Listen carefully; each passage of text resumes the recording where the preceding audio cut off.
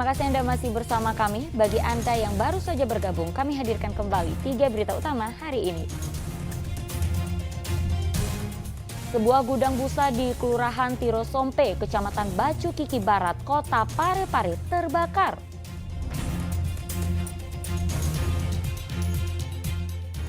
Aksi penonton memukul pemain picu keributan dalam kegiatan Liga Anak Lorong Soekarno Cup 2023 untuk memperingati Hari Jadi Kota Makassar.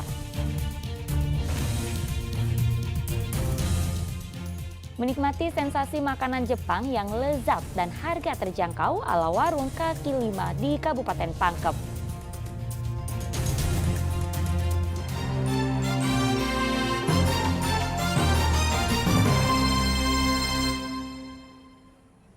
Kekeringan yang memicu krisis air bersih terus melanda wilayah Kabupaten Bulukumba.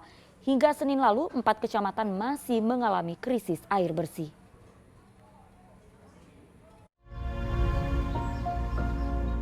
Kekeringan yang memicu terjadinya krisis air bersih terus melanda wilayah Kabupaten Bulukumba. Ada 4 kecamatan yang mengalami krisis air bersih. Kondisi terparah terjadi di Desa Bontonyeleng, Kecamatan Gantarang. Setiap harinya warga harus mendatangi kantor desa untuk mengambil air bersih. Agar tidak mengganggu pelayanan di kantor desa, dibangunlah akses jaringan pipa di luar kantor supaya mudah dijangkau oleh warga. Sebelumnya warga di desa ini berbondong-bondong datang ke kantor desa untuk mengambil air saat pagi dan sore hari.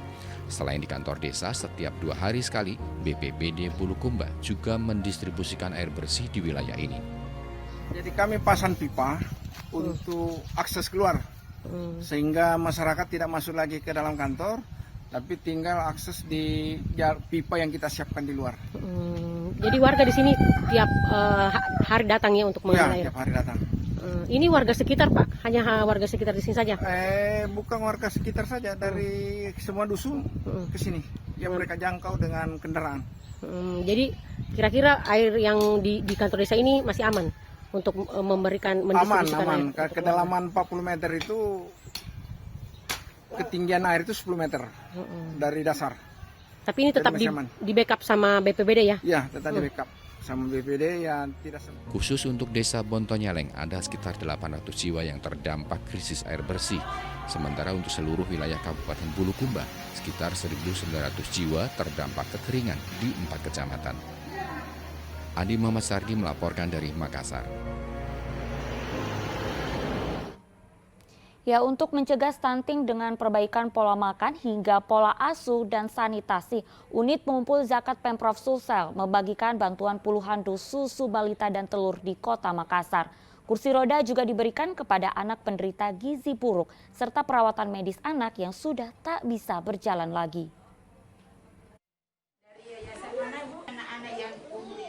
Stunting adalah masalah kurang gizi kronis yang disebabkan oleh kurangnya asupan gizi dalam waktu yang cukup lama sehingga mengakibatkan gangguan pertumbuhan pada anak seperti tinggi badan anak yang lebih rendah atau pendek dari standar anak seusianya.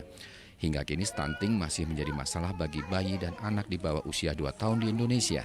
Kondisi ini mendorong unit pengumpul zakat pemerintah Provinsi Sulawesi Selatan untuk membantu menuntaskan masalah tersebut karena akan menghambat momentum generasi emas Indonesia pada tahun 2045.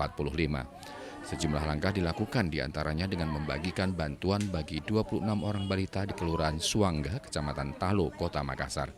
Seluruh balita yang menjadi sasaran penerima bantuan telah melalui proses pemeriksaan dan asesmen dari petugas kesehatan posyandu setempat.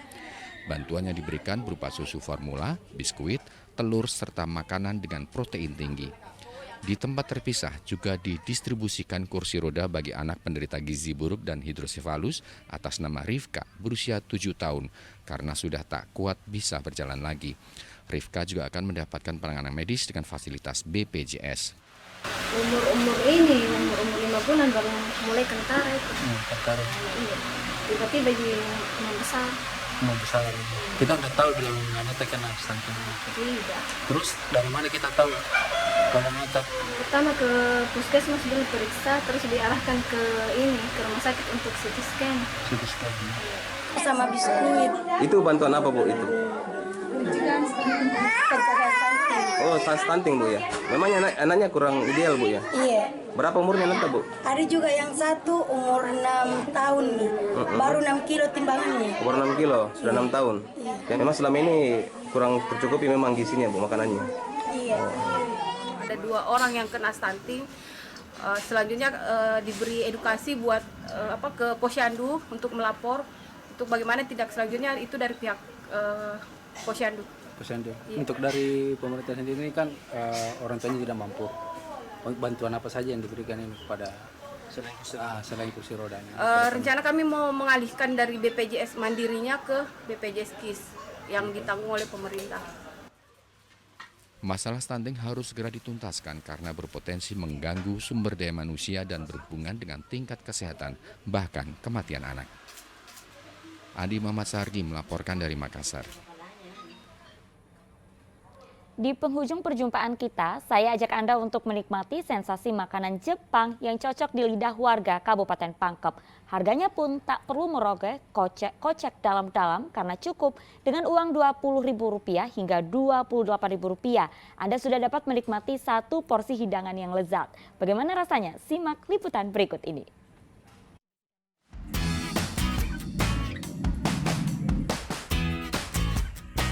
Berbagai makanan Jepang seperti sushi, takoyaki, dan ramen dijajakan di Jalan Matahari, Kabupaten Pangkep. Warung kaki lima ini berawal dari hobi sang pemilik kedai kuliner hingga hobi memasak.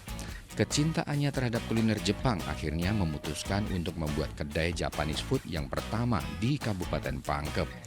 Agar cocok di lidah masyarakat, beberapa isian dari sushi diganti dengan bahan lokal. Namun bahan dasar pembuatnya tetap supaya tidak menghilangkan cita rasa khas makanan Jepang. Saya suka kulineran, terus hobi masak juga. Itulah ide saya untuk membuat sebuah kedai sushi yang sebagaimana belum ada di Pangkep. Awal jualan itu Kak dari kapan?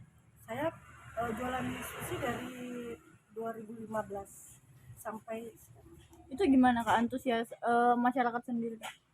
alhamdulillah kalau itu antusiasnya ya luar biasa sekali. Mungkin seandainya antusias masyarakat Pangkep kurang, mungkin saya sudah tidak menjual sampai sekarang. Kedai ini menyediakan makan di tempat dan pesan antar dan dibanderol dari harga Rp20.000 hingga Rp28.000 setiap porsinya. Kalau sejauh ini yang saya tahu sushi yang paling enak itu ada di Sigaru sendiri kayak karena rasanya beda, cocok dengan lidah kita yang mungkin belum terbiasa dengan sushi pada umumnya. Harganya ini cukup terjangkau kayak sekitar 20.000-an aja udah dapat banyak makanannya, jadi worth it banget. Spicy Dragon, Cheese Dragon, dan Takoyaki adalah menu yang paling banyak dipesan pelanggan. Inovasi menu dalam berjualan membuat kedai ini mampu bertahan hingga 8 tahun.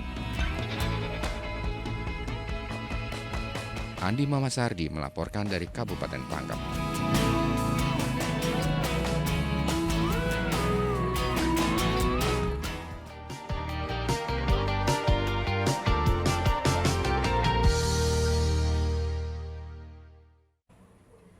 Informasi tadi mengakhiri jumpa kita. Atas nama rekan yang bertugas, saya Auriga Gustina mengucapkan terima kasih atas kebersamaan Anda.